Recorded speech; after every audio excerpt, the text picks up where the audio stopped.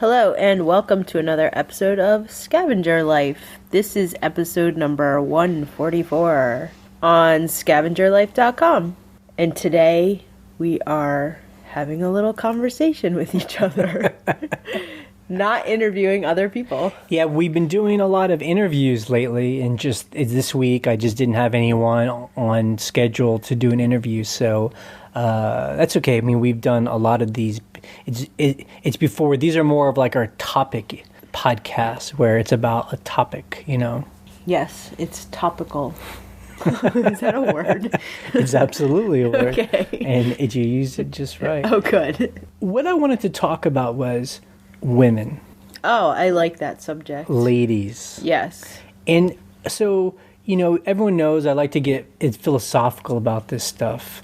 And when, and what I've been thinking is eBay's this really interesting place where, and when we started doing eBay, I just assumed everyone that sold on eBay was a woman. Right. Know? That was my image in my head. It was like a lady at home selling vintage clothes. Right. And I'm sure that that's a stereotype, and that in some ways the stereotype kind of started from the beginning of eBay. And I know that's not how it is now, but it is interesting that it seems like eBay is this place that allows women to start their own business. Right. Without any barriers, without having to ask permission. And that's why I think that you see a lot of women on eBay right. making a living, or at least, is making some kind of income. Now, I will say this. I have heard many stories from the 60s and 70s and 80s. Now, that I was born in 79, so that does not include me. But women of my mother's age, when they would try to open a business, try to do business, and they couldn't get a loan. Like, we heard that story from this one woman. Well, we actually interviewed that woman that owns a lighting store. Right. And she talked about how she tried to get loans back in the day in the 70s and couldn't, and she had to band together with other ladies women, to make a credit union. Yeah, and to pool their own cash together. So my feeling is this. Those are women who are my mom's age and a little bit younger. And they were used to that discrimination of not being able to, I think Dawn said she wasn't able to like open a checking account or get a loan because they expected her husband and she was like, I don't have a husband. I should be able to just open a checking account. Like for me, in my mind, I'm like, I cannot believe. But that is why there was women's liberation, Right.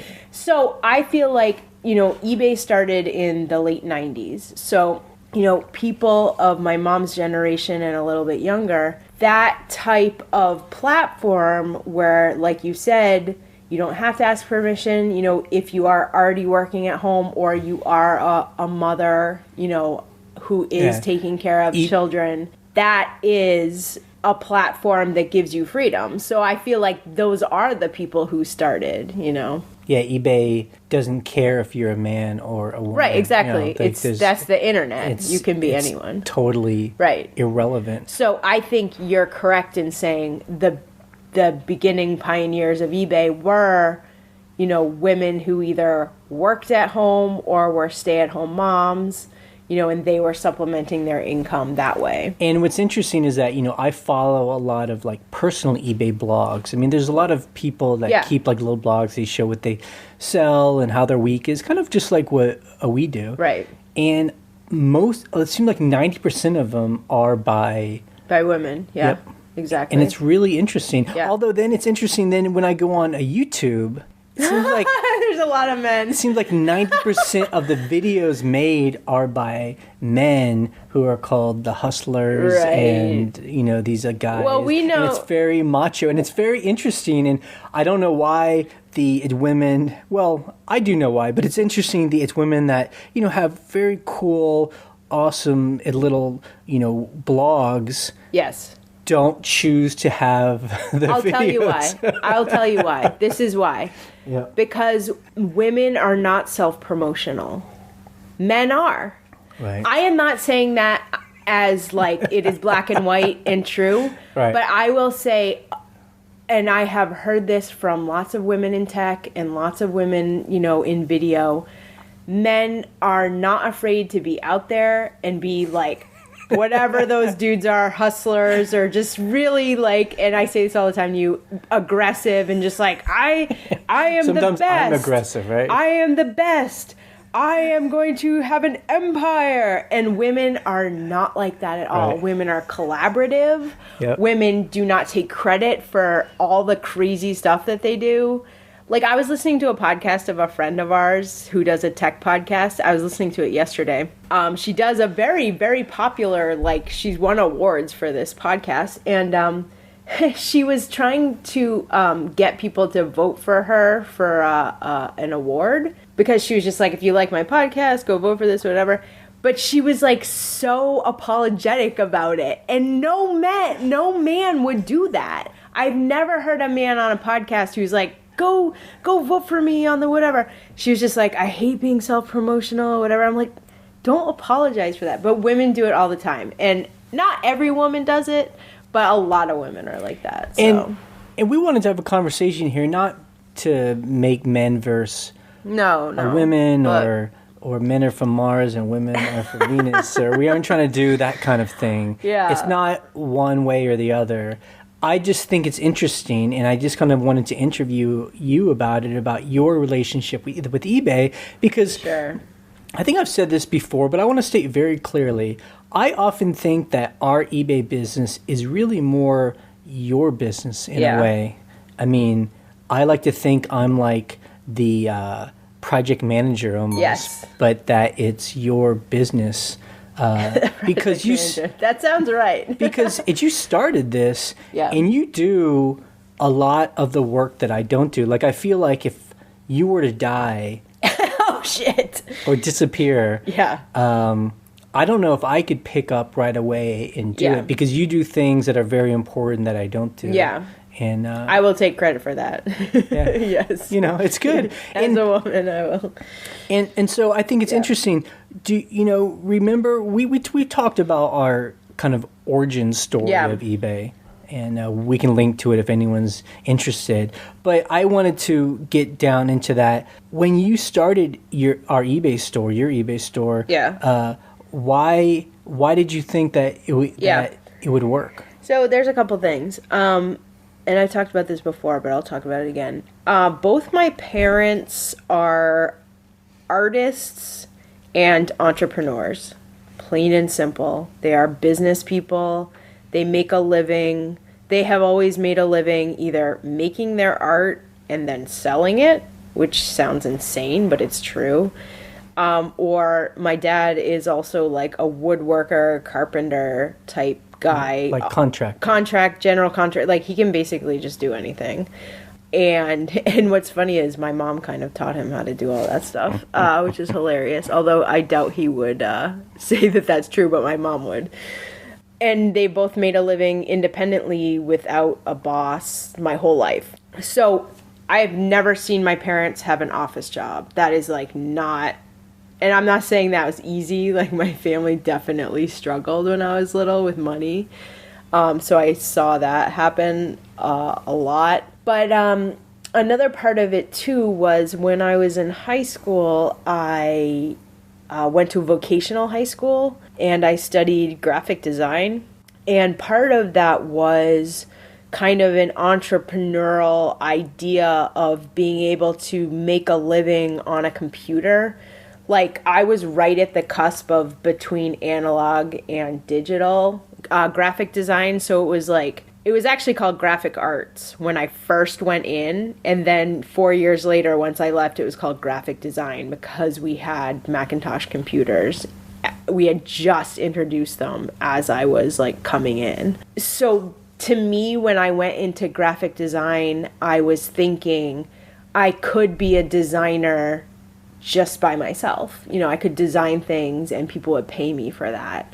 You know, that was the idea when I was 14, you know, and my mom actually, because she had her own business, an arts business, she bought a computer and she bought a laser printer, which back in like 93 was a crap load of money, but she invested in that. And she basically bought them for you guys too, right? Yeah, I mean, it was for her, but she knew that we could like teach each other. And we had Macs at my high school, and in like my sister's middle school, we had Macs because we were actually living in a suburb of Boston that was quite well off. So, you know, a lot of school systems didn't have that, but we did. So we were very lucky. But yeah, so we were kind of like learning that stuff together. So she's ever since then, she's very proficient on the computer and has, been since then. I will be a witness to that. For a woman her age, she's very savvy. She's like texting me and like Skyping me, and she's doing things that, when I talk to my dad, I'm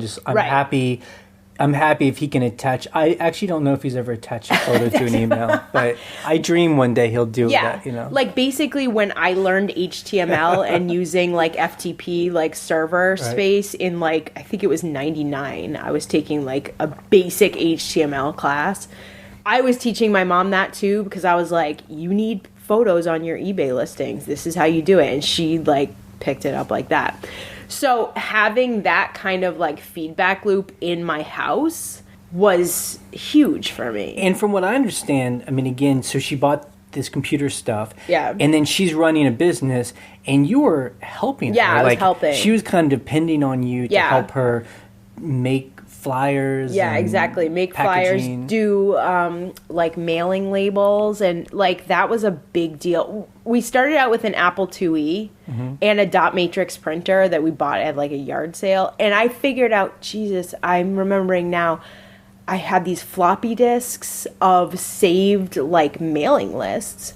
And we would print the mailing labels on a dot matrix printer and like mail brochures. It was a rubber stamp company. Okay, you guys know that there are people out there that collect rubber stamps. And it's your mom. It would make them by hand. She would make them by hand, and she's an artist, so she would draw a lot of the designs. It was just, it was amazing. It was pre-eBay when like... Yeah, it was pre-eBay. So when people would mail these like these homemade catalogs, little brochure catalogs, and people would order them, send you a check, wait 6 weeks, and get that it. Literally we did. Well, she would also do craft shows on the weekends, so she would bring the stamps out to like anyone from Massachusetts knows on Cape Cod in the summertime there's a bunch of craft shows. So we would go and like we would camp out there. that was my life as a child.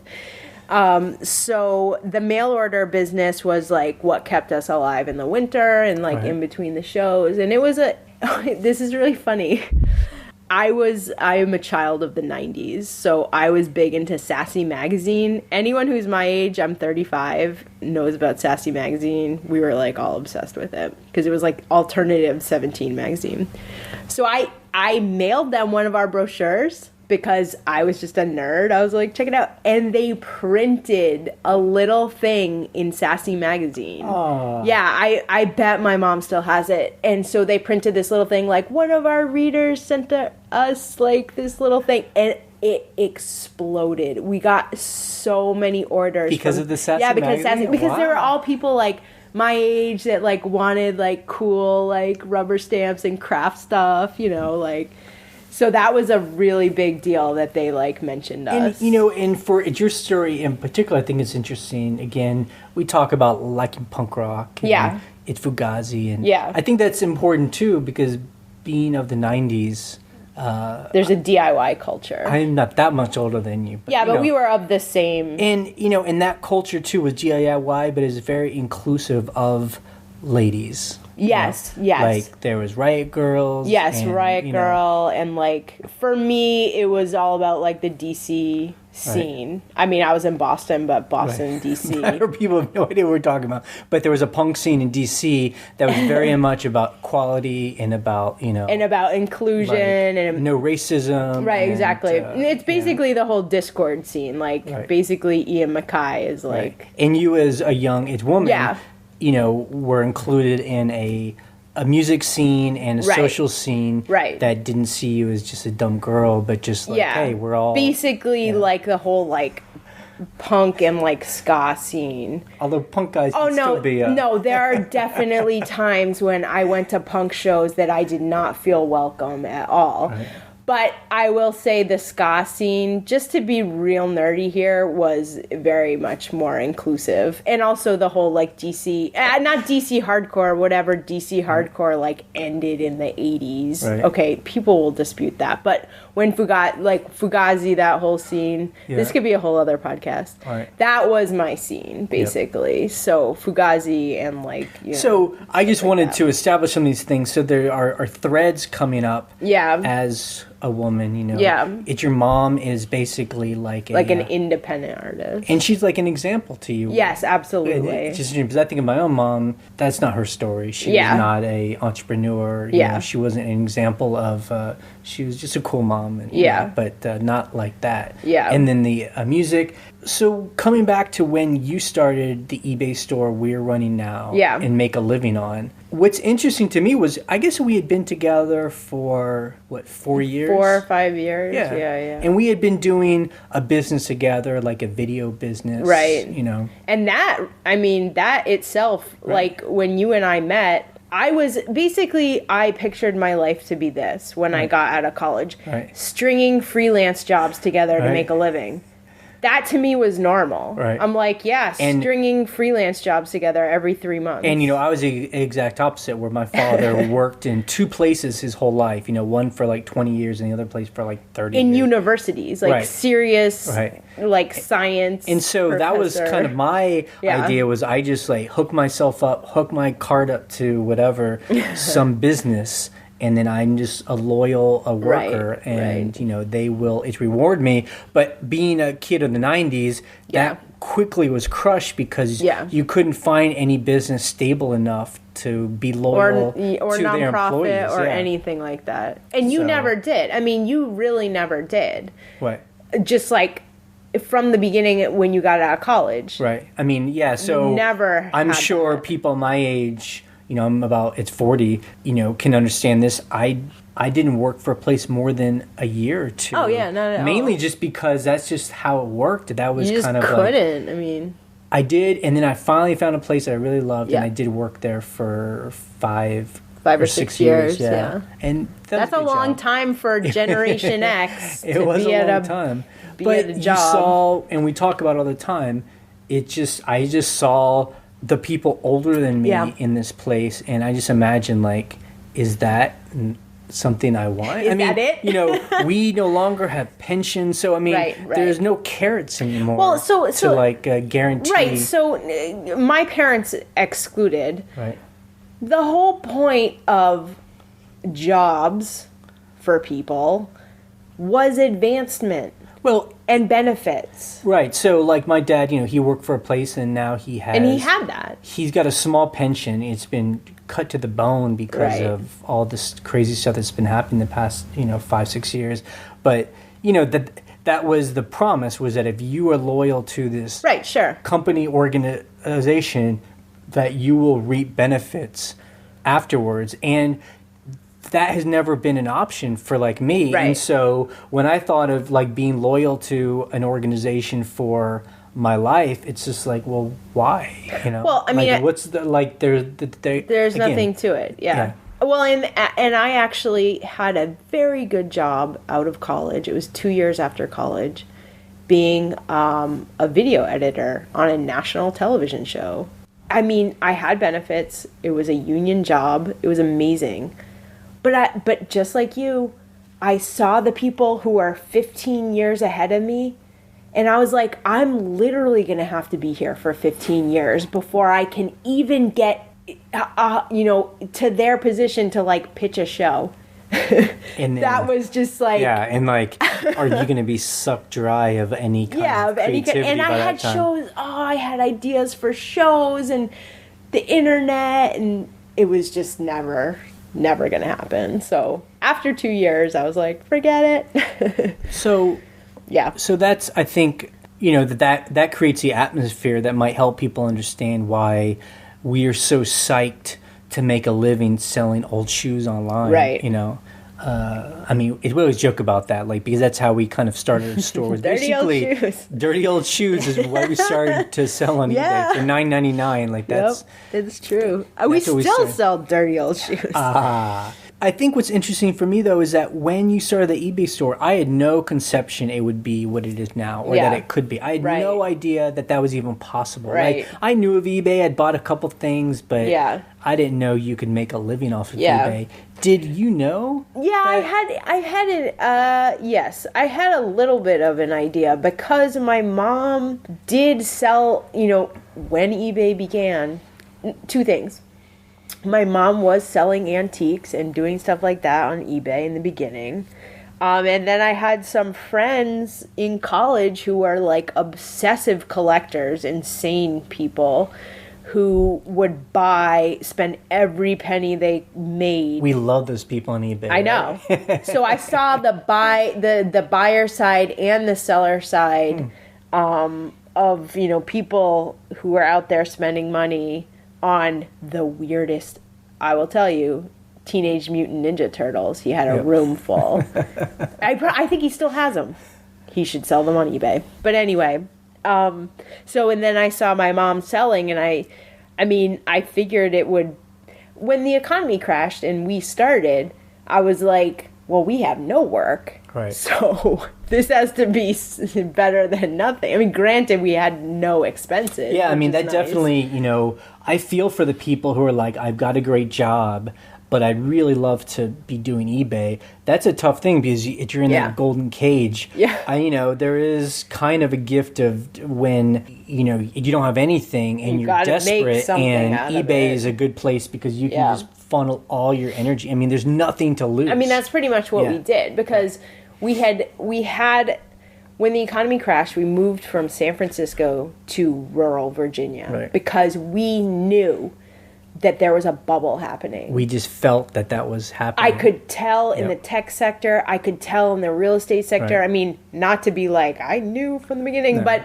we were looking at houses and we were looking for jobs and we were like, this is just unsustainable. Yep. Let's get the F out. Yep. And we had just met Mikey and Wendy, who they were like, cash out everything, move to the middle of nowhere. We were like, yes, let's do it. And we did it. Yeah, no, we always got to give props to Mikey and Wendy because they were 2 or 3 They were a couple years ahead of us. They were like 3 years ahead of us. But they were good. Examples are always nice, and we hope that this kind of podcast can be that kind of example. If you're sitting at home and you're thinking about options, like, it's always helpful to have kind of a visible example of what could be. Could be without those other jobs. I mean, the other part of it, too, was coming from cities, and I had lived in the city, like, most of my life. College and beyond, that like people did want vintage clothes and vintage cameras and stereo. I mean, I went to art college for 5 years. That's like all we cared about, was like vintage video cameras and just like weird stuff like that. So I'm like, there's a market. We just have to find it in rural Virginia and sell it to the people in the cities. So that made sense to me, and that's what we did. But so going back to being a woman and starting a business, I mean, so we had been running a business together doing its video work. Yeah. And not that you weren't getting business, but that had always been my job of like rustling up work. And I was the one calling people and emailing and kind of getting clients, Project manager. Yeah. Yeah, exactly. But it's interesting, though, when you started the eBay store, you were kind of a different person in the sense, like, you were being entrepreneurial and you were, like, I mean, not that you weren't, it's before, but you were kind of leading it, and maybe it is what it is it because eBay is kind of a blank slate and it can be what you want. I think that's part of it. Like you said, you are, and this is still true with our video work, I mean, you're the front-facing organizer who is, like, either rustling up work or organizing it and asking questions and, like, just laying down the law about what's going to happen. I like to be the technician. Like, for me, that is the role that is best suited for me. You're like the engine. Yeah, like yep. I like to be the mechanic, basically. I like to be the technician and the person who's like doing the work, dirty work. Kind of like, as lately I've been doing these interviews with people. Yeah. And I'm the one that kind of contacts people or figures that out. Right. But then you're the one that edits all these things and you put it up on the blog. I mean, without you, none of this would even be happening. I mean, I'm not afraid of people, but I feel more comfortable, I can interview people. I've interviewed people before. Like, I don't have a problem with that. What I like to do the most is the technical stuff and, the behind the scenes stuff. That's what I love to do. Personally. Okay. Your background is basically journalism. Like, I don't think we've talked about that very much. It's independent. Like, you didn't go to school for journalism, but when I think of you, journalist, like, that is who you are. So for me, and this has always been true when we make videos, like, that is our, other profession. You're the interviewer and I'm the camera person and the editor. Like, those roles suit us very well. I like that role, I prefer to be on that end of it, and that's just my nature, So for eBay, coming back to eBay, it's like we were talking about, it's like you can communicate with people, but you don't have to be like, like having a conversation with them in person or on the phone. Like, you have an upset customer and you're like just emailing them. Like, there's a disconnect there that's like more comfortable. There's a bit of a filter. I mean, I think it's filter. I mean, I think it's interesting. eBay under Meg Whitman, they bought Skype. Yeah. And from what I understand, her thinking is that you'd put this Skype a window function on every eBay page. So if you saw an item, you could call that person and talk to them about that item. And which is funny because that's why eBay's so great is you don't have to talk to people. Maybe they did tests and people were like, I don't want people to call me, or I don't want to have to talk to people because you just get the craziest people, Yeah. Like... I think that's interesting. I wonder if that's how it worked. But yeah, I mean, that is, I guess, another thing that is good about eBay is that it is kind of like when you look at an item, you have no idea who's selling it, other than its numbers that are there a reputation, or to see their other items, or just their presentation. You just judge a person by the presentation, and you don't know if the person's old, young, black, white, male, female, handicapped, not handicapped, whatever. It's just, it doesn't matter. Which is good in a way for a lot of sellers, because the better your presentation, the better your business is going to be. Like, I actually bought something today, and I was looking for the sellers that looked like, this is weird, it was an electronics thing, but I was looking for the sellers who looked like they were selling out of their house, because I knew I could communicate with them and that they would probably get back to me faster. And I looked for a lower feedback rating, so I was like, this guy's got 10 of this item, he doesn't have 10,000. It's not just some warehouse somewhere, or a shipper, or like a manufacturing company in China or somewhere. So that it's kind of funny because I was actually looking for that kind of seller. So finding the smaller seller. It's clues. So those clues kind of pointed me towards that. But I don't know. I think that's an advantage to eBay, is to, like you said, it doesn't matter who's selling it to me. As long as they have a quality listing and good feedback and, will respond to you. Like, and maybe I just put this out to the people who are hearing this. I wonder if it's women that sell on eBay, because it sounds like, and we have a lot of people that comment on the blog. Yeah. It just seems like they work by themselves. Right. Maybe they have a husband or a partner who works or doesn't work. I don't know, but, but they're doing the eBay business themselves. Yeah. I wonder if they didn't do eBay, if they would be running a business otherwise. Period. Yeah, that's a good question. Like, would they just be running a deli or a jewelry store or something? But then they just happen to be doing eBay. Or would they not be running a business without something like eBay? Or, like Amazon or Etsy now. Yeah. But that's a good question. I would love to know that. I would love to know that from the women who listen to us. Like, if they weren't doing eBay, would they be running a business? Because for me, the answer is yes. I already have run other businesses because that's all I know how to do. That's all I want to do. I don't want to work in an office. I cannot work in an office. Like, I already know that is the case. So I wonder if that's true for other women. Yeah.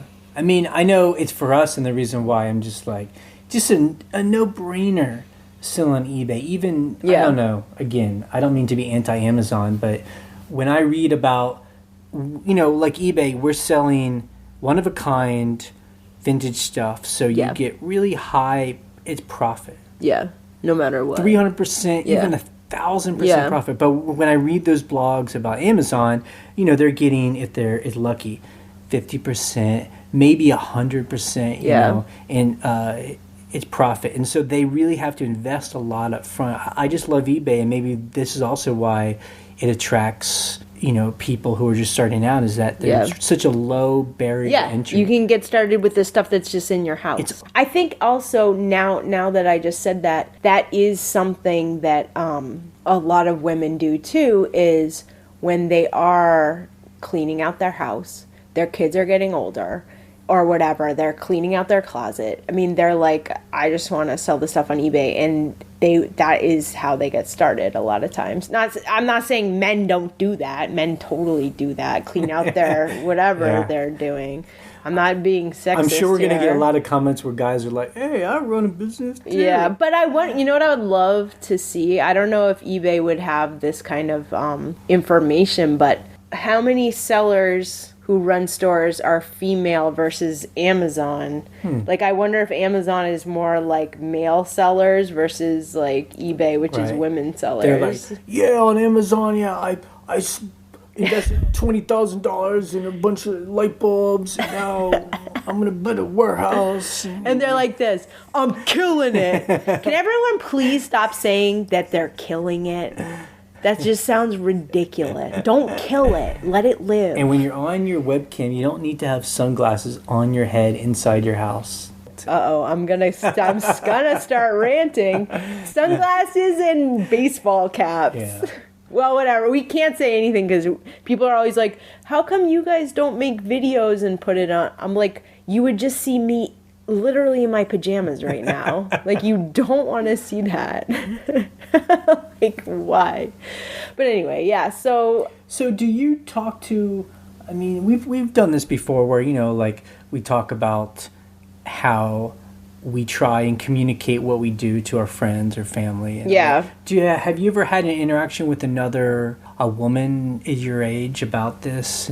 Yeah, I've had some interactions with other women my age who sell on Etsy, and there have been some friends of mine who have like casually sold on eBay, and they'll ask me questions like, basically they are like moving and they're like, I'm cleaning my closet out, look at my listings, am I even doing this right, but it's not on the same level as us. Like, the people that I've talked to on Etsy are trying to make it that level, and I'm the worst person to talk to because I'm like, you shouldn't be selling on Etsy. You should only, I'm like a ridiculous eBay evangelist, because if I tell them my numbers, they don't believe me. I'm like, I make so much money on eBay. You shouldn't be on Etsy at all. It's ridiculous. So it's tough when you're just like an annoying evangelist. I mean, it's been interesting.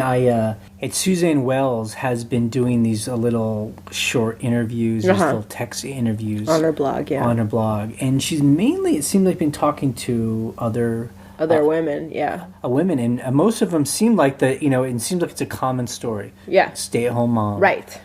I'm a mom. My husband works. Yep. I stayed at home. I've got kids. Yep. And I wanted something to do, or I wanted to make some money, or I need to make some money. Right. And then I started to sell things that I like, and then suddenly now it just snowballs. I've got a business. I think that is a very common story, like we said, from the beginning of eBay. I think that is the origin of eBay. To me, what's interesting, it's so much better than the story of maybe what I would think of, and maybe our parents' generation, like what is it called? Mary Kay or what's like Mary Kay or Avon or Tupperware. Yeah, just those whole where it's more like a multi-level marketing scheme. Right, and that was aimed towards all women. You're more like a slave to some larger corporation just selling their junk. Yeah. This is great because eBay is just like you sell whatever you want. Yeah. And people are just, and that's why we call ourselves scavengers. Because that's what everyone is. Right. You're just going out just in this great, stuff. Crazy, wacky American country full of so much and stuff. I'll tell you, not many countries are like the U.S. because we've been to other countries and they don't have the abundance of crap everywhere. And so everyone's just going out and finding the stuff that they like to sell, and then it's amazing. Selling, Yeah, it's absolutely amazing. And I mean, I am gonna be a little bit sexist here, but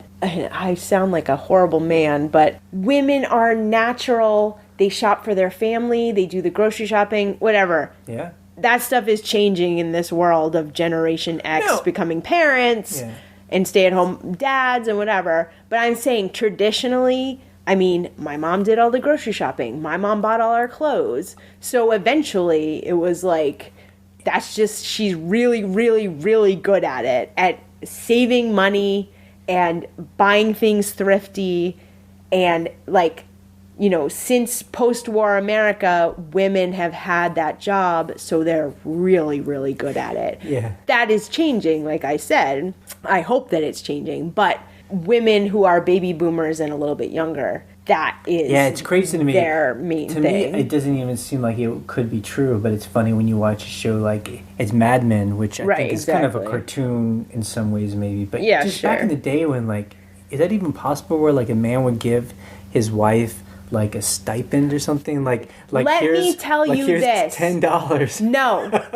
In the 80s, that's what my parents did. Really? My dad gave my mom a stipend every week for the household. And she worked for him. She wasn't on payroll. Yeah.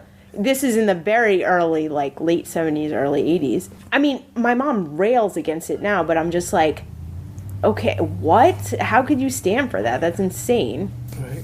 Which is funny because when you and I met, we automatically got, like, a joint checking account. We were like, obviously, we have to do this. But...